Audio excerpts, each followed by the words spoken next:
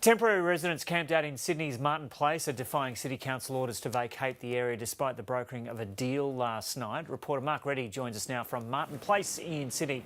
Mark, good morning once again. So just talk us through what this deal was and what the expectation was today.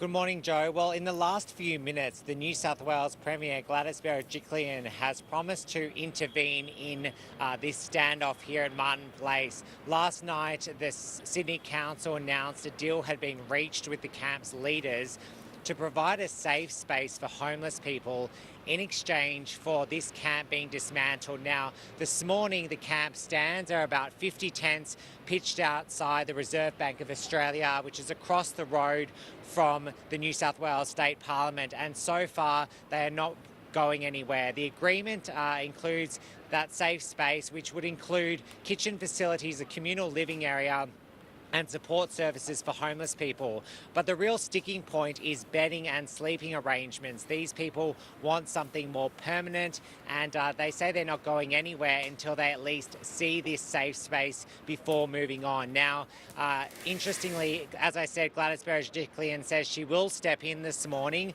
One of the options that is available is the minister can use the Crown Lands Act, which would allow the government to go to court and serve these people warrants directing them to leave. But of course, pressure has really been ramped up on Sydney Council to do more. The Lord Mayor can also use Section 125 of the Local Government Act.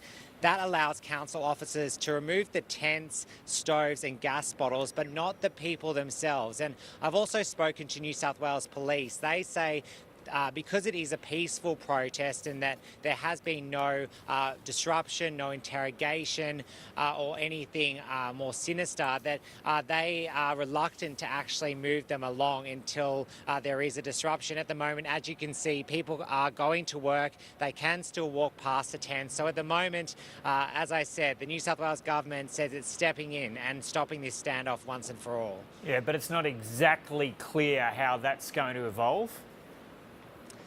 Yeah, as I said, they've only just said that they will step in, but there are a variety of options. But Joe, one of the main things is obviously the growing issue of homelessness in Sydney, but also this is more than just homelessness. It's also about a protest against the growing housing affordability crisis and also skyrocketing rents in Sydney. One person I spoke to who lives in a tent just down behind me, he's a personal trainer, didn't want to speak on camera, but he said he struggles to pay rent, and the reason he moved here was about saying to the government that enough's enough and that something's got to give. So, of course, we'll have to see what comes out of the government's response this morning. We're expecting the New South Wales Premier to speak a bit later to give more detail about just how they plan on ending this standoff. OK, Mark Reddie reporting there from Martin Place in Sydney.